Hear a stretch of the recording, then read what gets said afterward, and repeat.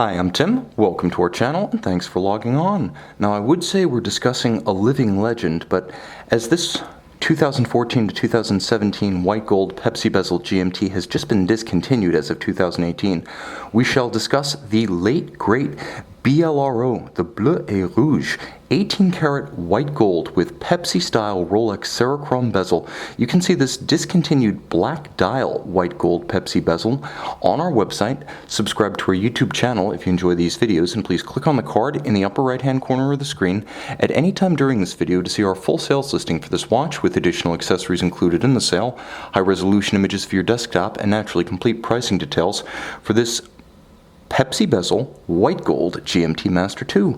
Now, the 116719 remains in production, but as of Bezel World 2018, it now comes with a mandatory blue dial. Therefore, the more traditional black and blue and red combination that you see right here is a emerging collector's piece, already scarce by virtue of low production and the nearly $40,000 price. This was always an occasional item, even at volume Rolex dealers. As a result, it is both rare and desirable, inherently so, as it's a Pepsi Bezel GMT Master, and it retains the exclusivity for the time being on the Serichrome Pepsi bezel and the Oyster bracelet, along with its blue dial counterpart that debuted this year. It remains the only way to get a super case ceramic Pepsi bezel Rolex GMT Master II with the 3-link Oyster bracelet. Let's talk about how it fits on that bracelet. Now, the watch, as I mentioned, is the super case, which is nominally still 40 millimeters, as the GMT has always been, but it is a burlier 40, wearing more like a cushion case than a round case. It's 40 millimeters from 9 to 3, not including crown or crown guard. It's not an excessively thick watch. At 11.9 millimeters thick, it may have a little bit of cantilever about its bezel, but you should still have no difficulty fitting it underneath both a jacket cuff and the sleeve beneath. From lug to lug, two ways to measure this watch. If you're going to wear it just as a timepiece with a strap, very rare, but it happens, then you're going to measure 48 millimeters from lug to lug. If, like 99.9% of buyers, you're going to wear it on the bracelet, then measuring solid end link to solid end link across the wrist, it's 51 millimeters. And for that tiny fraction that has to be different, the lug spacing is 20 millimeters, so you will have a world of aftermarket options. I can't say they'll look factory, but they're out there. Now, the watch is very hefty. Entirely in white gold is a serious stealth wealth factor going on here. It preserves the classic look of a steel Pepsi Bezel GMT, but it gives you the heft and quality of Rolex 18 karat gray gold. Now, what's gray gold? Well, it's white 18 karat gold, but unlike conventional white gold, this Rolex alloy, which is actually made in their own foundry at their own premises and actually stamped into a case on Rolex's own equipment. So cradle to grave, Rolex is giving you a homogeneous white gold alloy that does not need to be rhodium plated, so if it's scratched or scuffed, there's more white metal underneath. Unlike conventional white gold, which is really a milky yellow, this never needs to be replated. Now, speaking of the solidity in the heft, today's white gold Rolex, or any gold Rolex really, with solid end links, stamped super case, solid case back, solid center link, milled out clasp, it's going to feel like a platinum watch from any other era of Rolex. Today, beautifully finished, same treatment you'd see on steel with polish down the center, satin finished shoulders, outer flanks in high polish. You can see how much more substantial clasps and bracelets are in the modern era of Rolex. I have to think this is almost the Rolex quality that buyers of the 80s, 90s, and early 2000s probably imagined before they went to the dealer. This is truly the dream as you imagine it. Everything here looks more expensive than it is, and this was a $40,000 watch. Now, you'll note, beautifully finished on the inside. The entry-level Rolex clasps are media blasted inside. Here, none of that. You'll note clamshell mechanism for closure and Rolex's 5mm Easy Link tool-free adjustment system. Taking it in or out is the equivalent of adding or removing one sizable link. Very convenient for periods of hot, cold weather, activity or inactivity. And from an ergonomic standpoint, you can see how the underside of the Oyster bracelet has broad channels to avoid capturing and pinching skin or pulling hair. Plus, it also gives you an opportunity to aerate the wrist on a hot day, so sweat, heat, moisture, grit, oil doesn't get trapped. Now, moving back to the case, I will say that though the super case is bulkier, in general, Rolex did its homework with this family of cases. And from 2005, with the first super case GMT Master, they were still wearable by folks who could wear the original non-super case Rolex GMTs, Submariners, etc. So though they are larger and not everyone will necessarily find the burly substance of the modern watches preferable to the slimmer vintage profile. You are getting a lot more physical material, and in this case that's good because it's gold, and it's going to fit the same way, albeit with a much larger wrist presence. So the timepiece features solid end links, as I mentioned, and also a contrast in finish.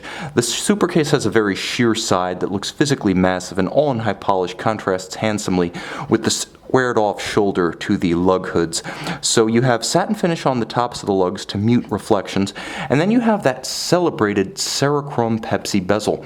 This was an absolute revelation when it bowed at Basel World 2014, a combination of red and blue with the two beautifully divided, and the process does actually start with a solid color bezel and then transforms the other half to the second color. But it's amazing, considering it's a unitary block of ceramic, how crisp the transition from red to blue really is. Now what you're looking at in terms of numerals and indices is actually a platinum infill. So you have a nearly scratch-free ceramic bezel, so effectively it's going to be as scratch resistant as a sapphire crystal, and then you actually have an inlay of platinum. Now it is bidirectional rotating in classical pilot's fashion, so it's not strictly a diver. You can still use it for timing things, just don't make it a survival tool, unless you're an aviator, in which case it's absolutely perfect for that purpose. If you set the 24-hour hand to Greenwich Mean Time, you can actually use the local airport offsets on your charts to deviate from the 24-hour hand position using the bezel, and thus temporarily read 3 time zones. Why 3? Well, you can display 2 times using the caliber 3186, as you can set the 24-hour hand that makes 1 circuit per day to a different time than the local 12-hour hand at center. Up until 1983, all GMT Masters were elaborate single time zone watches, at least mechanically. Now what you're also looking at is a combination of a gloss black base and white gold hands and indices. White gold because it avoids tarnishing and corrosion over the years for better longevity than, for example, patinaed 50s and 60s Rolex GMTs. Now, what you also get is plenty of Rolex luminescent material, and we will take a look at that chromolite material with a lume shot toward the end of this video. It does feature a date window, and if you wish to take control of your watch, you screw the crown out. It does have a screw-down crown with 100-meter water resistance, and underneath the satin-finished solid white gold caseback is that 31-jewel automatic winding caliber 3186, made entirely by Rolex. Now when you pull the crown to its extremity, you will stop the balance, and you'll note the seconds hand halts. You can use that to synchronize to a reference time, push it back in to resume. If you put it in its intermediate position, now you can use the intermediate position to drive the date forward or backwards as you travel east or west across the international date line. Note that the seconds hand continues to advance throughout, so it does not affect the COSC certified chronometric precision of the watch. Critically, it's not just a COSC Swiss chronometer. The caliber 3186 is COSC certified. Rolex does that, but then it cases up the movement, and as a full watch ensures that it still exceeds the COSC standard. That is part of the reason why Rolex uses the terminology superlative chronometer.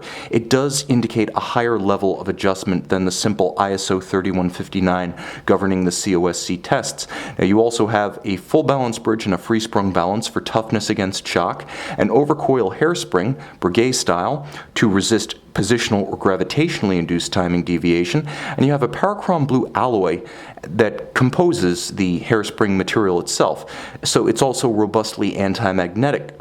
46 to 48 hour power reserve. It features bidirectional winding that is quiet, silky smooth, and highly refined thanks to Teflon reversing wheels in the winding system, so it doesn't have that unidirectional rotor wobble of, for example, a modern Jaeger-LeCoultre caliber or an old 7750. Beautifully refined inside and out, stealthy, handsome, discontinued, and iconic. You can see and you can purchase this Bleu et Rouge, white gold, discontinued black dial, Pepsi bezel, Supercase, Rolex GMT Master II on our website. And we are looking at the Bleu et Rouge, the blue and the red Pepsi bezel, white gold GMT Master II with black dial. You'll note there's only bleu by the night. Blue by night, blue and red with some white gold by day. You can see this one in its entirety on our website.